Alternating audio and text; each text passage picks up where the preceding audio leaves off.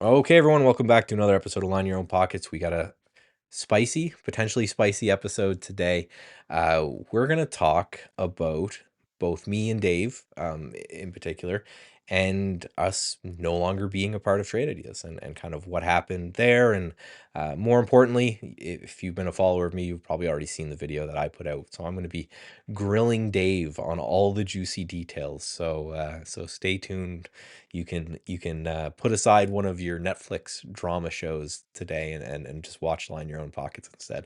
At least that's what I hope will happen. I'm hearing a lot of this story for the first time as well, so I think this will be cool. So, Dave, welcome to the unemployment line. Yeah, I'm happy to be here. Yeah, so I saw your video a couple weeks ago. I thought it was great. And I've talked to several of my traders, several of the traders on my newsletter Hmm. about the move I made. So I thought, and there's been enough questions. In fact, you asked me a question about this recently, Yeah. and I was okay. Well, let me just tell. Why don't we just do a podcast about this? I'm uncomfortable doing a podcast about me. Like this podcast is about how to be a better trader. So this is a one-time departure from that, where kind of I'm in the spotlight. You mean the next one's not going to be like us showing our dog pictures and that kind of stuff and just Yeah. here's the animals we have? Now, what I would do, I would get started first for the people who don't know, um, the history. Like, how long have you been at Trade Ideas? What do you do there? There might be some people who had just no idea. Um, Start with that, and then we'll get to the juicy stuff. Yeah. So way back when I left corporate America and started a company called Stock Ticker, and that was the very first online trading journal. This was a long time ago. I knew it was a tool that I needed to trade well. I needed this tool, so I made a business out of it. Trade Ideas ended up uh, buying that company, and I came on to work at Trade Ideas in 2011. So I was there for a long time. It's a long time. Um, I was uh, fundamental in creating almost all the things you see in Trade Ideas: the odds maker, Hmm. Ollie, charts, Well, and price and alerts. one thing that Almost everything you you see in there was created by me. Well, and one big important thing that I think you kind of glossed over a bit is that at Stock Ticker, you were starting to build like trading bots. Even way back then, I remember I bought the Sterling, and it would connect one thing to the other. And this is way before Trade Ideas had any functionality to auto trade or to push anything through it. So I just wanted to point that out just to show how long ago, not to date you or anything, but how long ago you were thinking about building things to trade for you so that you wouldn't trade yourself. So that was part of that other company before you even got started at Trade Ideas. True, yeah. So, and that's what turned into Brokerage Plus at Trade Ideas.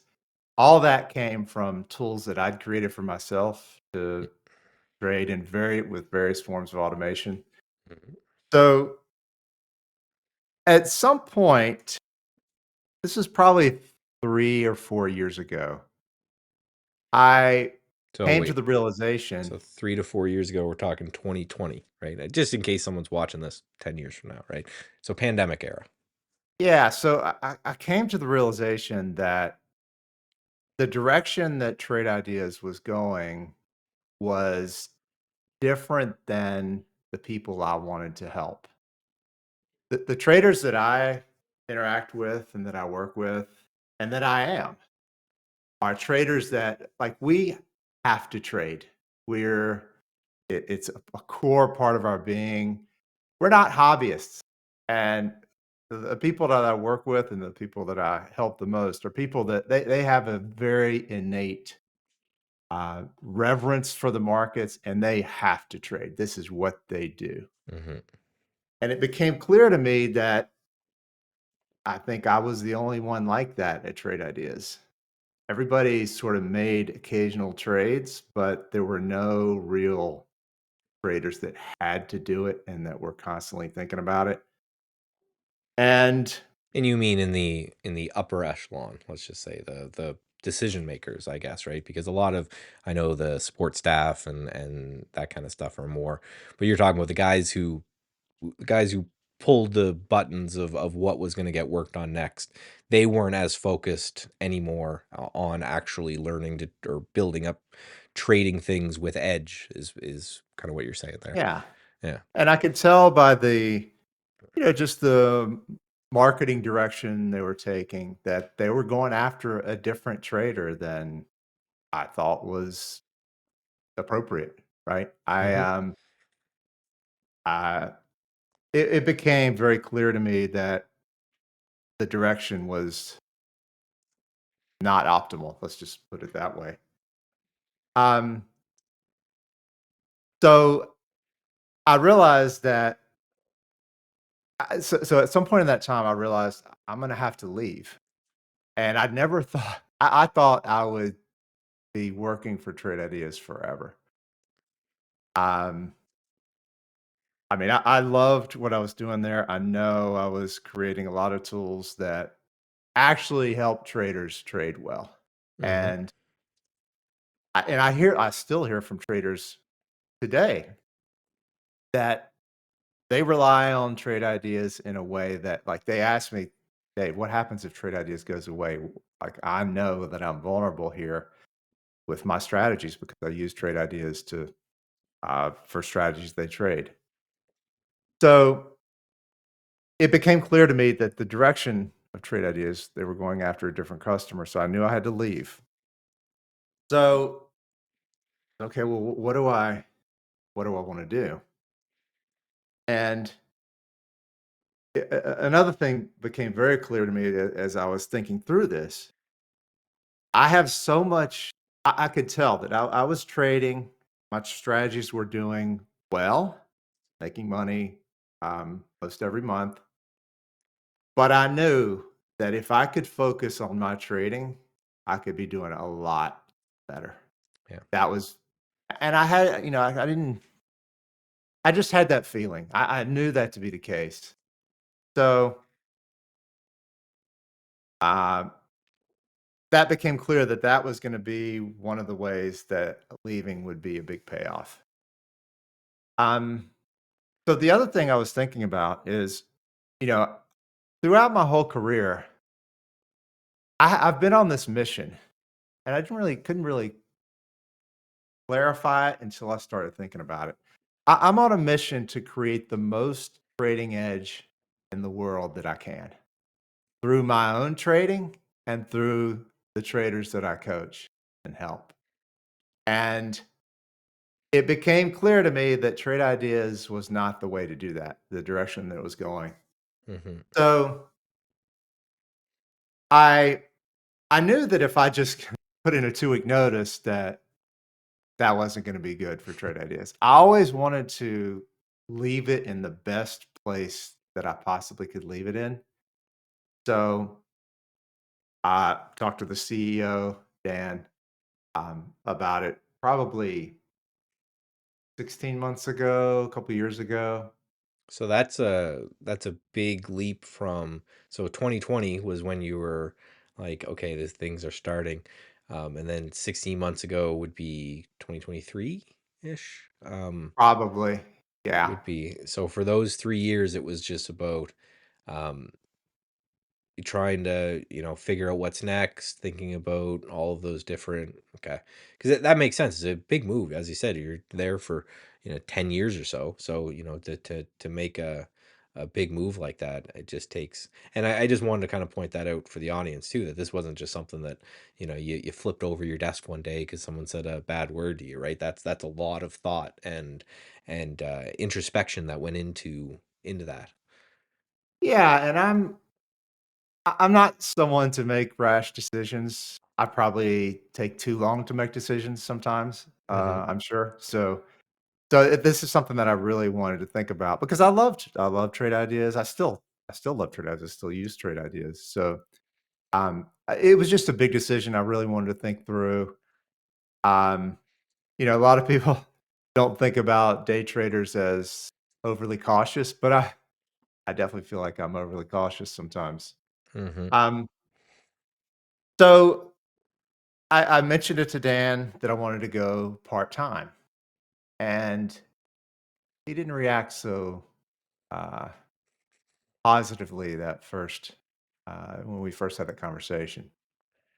Um, but over the next course of the next few weeks, we had some other conversations and, figured out a way to, allow me to leave that would leave the company in a good spot.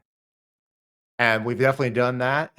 Mhm. I left in April and, again, totally on my terms.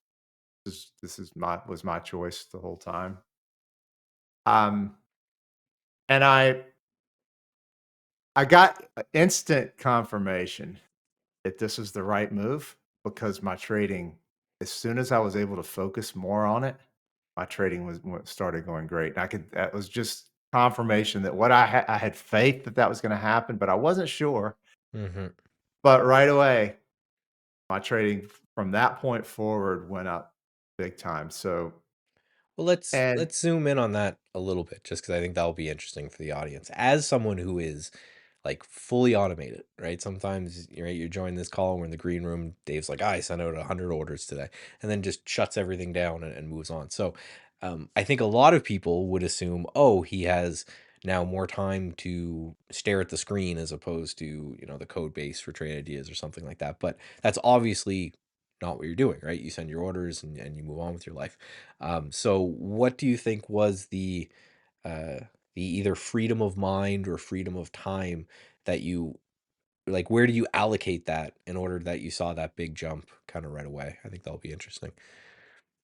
um, I believe that the biggest benefit was just the slice of my mind that I could devote to trading or that I Yeah. couldn't before. Like there Hmm. was all sorts of fires to put out all the time at trade ideas, this and that. So that was always taking up the vast majority of my mind, especially, I had lots of people reporting to me. I ran the whole tech organization. So um, there's a thousand things to be thinking about all the time when the buck stops with you on the tech side. So just Especially not with having to do that, like, I could sit around and mull over strategies that I was trading, stuff that I had on my to-do list. I could think about prioritizing them in the right way and figuring out the best thing to work on next. So, how to scale up certain strategies. I mean, it was just so much more things to think about. And the people that I, had started coaching also, immediately I was able to work with them to help them come up with strategies much quicker than they were before. So it was like almost instant gratification that the choice I made was right. Well, and I just wanted to hit on that because a lot of people might have been wondering, and I pretty much knew that was going to be your answer because again, a lot of what we do, especially as systematic traders, is between the ears, right? It's a lot of, and you only have so much mental capital to expend each day. So if you're doing a lot of little things in your life, like Dave was, where you've got 10 people or something to report to when you're building these things, what happens is maybe you're starting to think about something and then something pulls you away, and then you're starting and then something pulls you away. So I just wanted to kind of do that, and for people, obviously, most people can't leave their job like that, but are there a bunch of little things that you could maybe silence for a period of time, or cut out, or reduce, and that would be focused? Because it has been the same with me when I left trade ideas as well. It was not that oh, now I have 8 hours a day to do. It wasn't so much the time; it was the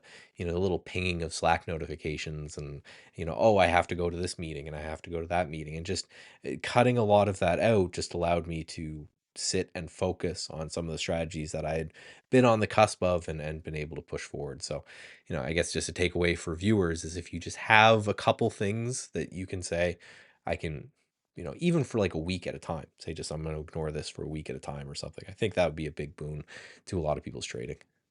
Yeah, I think that I fell into a trap, I think, of trying to do too many things, and I could do I honestly, I do feel like I have a lot of capacity to do a lot of different things. I'm interested in lots of things, but Mhm. I sort of underestimated how effective I could be if I focused on one thing. Yeah. And without even if I thought I was focusing, and even when there's stuff in the back of your mind that you're responsible for, being able to get rid of that and focus like a laser on one thing can be really, really powerful. Yeah, I think we dramatically, I think there was a book. I'm trying to see the name. I think it was called like The Myth of Multitasking or something like that. And that was basically the whole premise is that uh, as humans, we think we can do a lot of things, and it sometimes feeling busy sometimes makes you feel like you're productive when you're, oh yeah, I had this meeting and that meeting and I did this thing and I was over here, and so yes, I was very busy, therefore I had to have been productive. And it's quite opposite, right? You got to go back to when we were like cave people. I went out, I killed the boar, I brought it home. That was Mhm. the only thing I had to do. If I focused on that and I got that done, that's a productive day.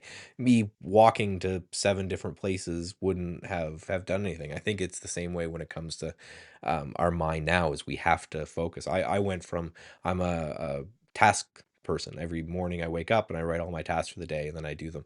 I found that if there was any more than 3 on there, I got nothing done. So now it's, these are the 3 things that you're focused on today, and go from there. I really think that would be huge for a lot of people. And again, if you can't, um, if you can't join the unemployment line with us, then just scheduling some time distraction free, I think is huge. Again, especially for what we do, where systematic trading has a large upfront time commitment, and then it kind of scales off from there, right? Where you got to come up with a strategy, you got to test the strategy, you got to do all that, but then once that strategy is running, you don't need to devote as much time until it's time to come to the next strategy. So you can work in blocks, I find, if you can write them off. So, maybe on a weekend, go to a Starbucks and put on some noise canceling headphones or something. But I really think that block out time is very, very important. Yeah. Yeah, for sure. And, you know, I that's absolutely true. The other thing I think about is, as I was running the whole tech organization there, um, coming up with all sorts of automation, non-trading automation Hmm. to help things run, alerting, having multiple people involved with that. There's a lot to learn there that you can apply to trading. It's not directly related, but there's a lot there to learn that I picked up on from doing that I'm applying to my trading now. So, um, yeah, I think when you're forced into a situation where you have to get a lot of things done, and like I said before, I have to trade. That was like priority number one, really, Hmm. throughout this whole process. Is I am a trader, and that's what I have to do. So doing that, also being the CTO was, tricky, but it sort of forces you to find the most efficient way to do things, Yeah. and, yeah, my time there was, excellent. So now that you're unemployed, are we doing what, 5 episodes a week now? Line your own pockets. So what's next? What are you doing? I think once a week is, the right frequency, but, Is you bring up a it, good point. that's all you can put up with me for, is just this one episode a week? Once a week's enough for you, Michael. But no, it is, I think that there's a couple things I wanna mention. One is the name of this podcast. I thought a lot about the name of this You podcast, did. and I went We back and forth Yeah, with you about it. yeah. Um, and there's a real I think the reason I came up with that name is it speaks to the kind of traders that I like working with, and that is the ones I mentioned. They have to trade. They're not hobbyists. They're not doing this on the weekends. They're not doing this for fun. They're doing it because they have to do it for some reason. For Mhm. their livelihood, they're doing it for their income. Um, this is a guy that I work with. I won't mention his name, but he is passionate about doing this because he's doing it to help a whole bunch of people in his circle. Yeah. And when you have other people relying on you for your trading to go well, that's a different, it's sort of a different world. Mhm. But line your own pockets there, I just know that a certain kind of trader out there who wants to do it for themselves. They're not going to a trading room being told what to trade. They're doing it for themselves. They're coming up with their own strategies because they have to.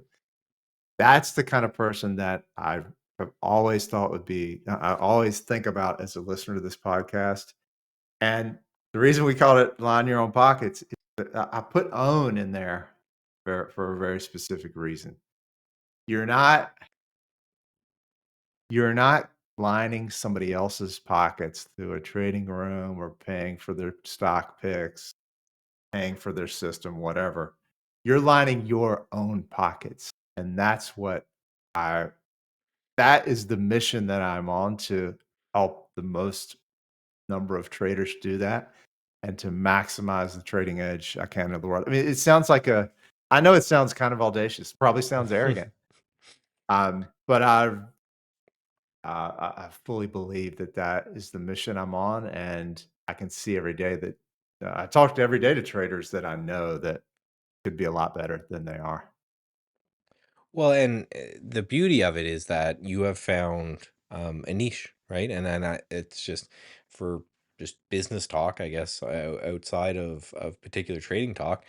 And that's what you noticed with trade ideas too. So it all comes down to when it no niche is bad, right? It's not like, if you do this it's bad, and if you do this it's good, or whatever. It's, you need to find a niche that makes sense to you, just like we talk about trading styles and time frames and horizons that make sense to you, and you have to dive into that. I think a big problem occurs when you try to expand outside of that niche, and I think that's what you and myself also saw with trade ideas, right? Is that they went from I'm going to focus on this, lightning fast, system where people can build their own thing, and then go from there, to try and expand that out to the masses, right? So, I think it feels good when you find whatever your niche is, that whatever business you're going to open up at. One example I always give for this, which I think is phenomenal, is, have you met John Carlo? The Yeah. Right, he does all star charts and a whole bunch of video and sound and whatever, and he started like most people who are interested in that, said, oh, I'll do wedding photography and this and that and the other thing, and somehow he got roped into being the guy who puts on like finance shows and does like finance documentaries and trading, whatever. And he's super successful and super happy at it, and it's just he took this love that he had of film and everything, and just got super super specific with it. So I'm glad that you found that, and for people out there, even again we're talking in the business world, no niche is bad. There's, especially with the internet, there's enough people that if you get really super hyper specific with something, there's still thousands of people that eventually you can reach that are interested in that. Yeah, and there's a great lesson there with trading. A lot of traders will try to spread themselves too thin across different strategy types, different time horizons, different Hmm. trading styles. It's the lesson there is focus on one thing. Be the best in the world at one thing, Yeah. and there's there's lots you can do with that. And I see a lot of traders spreading themselves too thin, and that's the opposite of what they should be doing. I don't know when we were chatting with, because the Steambarger interview will definitely be out by now. He told you to start looking at some swing trading, so I'm still gonna keep poking that bear till eventually you're an old boomer like me, and you're holding things for maybe 2 days, maybe 3 days. That'd be pretty wild. Highly But unlikely. Highly I'll unlikely. we'll see. You timestamp this, audience, and you'll see how many years it takes of me poking the bear until I get him to come in and say, listen, I held a stock for a week and it was fantastic. So I'm a swing trader now. Who knows? Doubtful. So that's the story. Is there any kind of wrap up, or is there any final notes you want to give on that before we end it?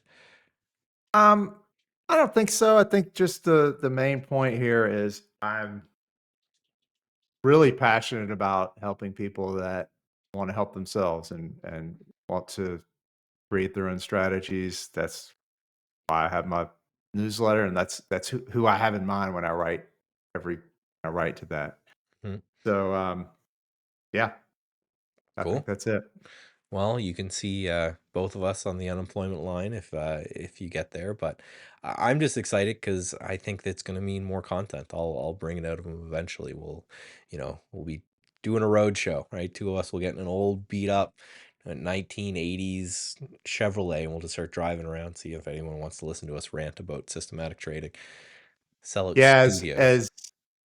as I was making this decision, one of the exercises I did is I said, okay, let me spend the next 2 days just coming up with ideas to write about and topics for podcasts, Hmm. just to see if how easy that was going to be. And immediately I came up with way more ideas that Yeah. were really good ideas that I did not think of before that. So Well, I there's don't gonna be even a lot of think. content for this podcast. There's a lot of topics that, we're coming up with, so and that I'm really super excited about. Well, and it's Uh, funny because we have a doc of all the things like when we got started because we were worried about running out. I don't think we've been in that doc for months just because like something always comes up that we just kind of think about on the fly. So I think that works super well. So, well, again, thank you everyone for tuning in. Again, I hope this means just more content from us. Again, I have a blast doing these. I know people are really enjoying listening to it, and we appreciate all the feedback we get there. And I'm Michael Noss. and I'm Dave May. We'll talk to you next week on Line Your Own Pockets.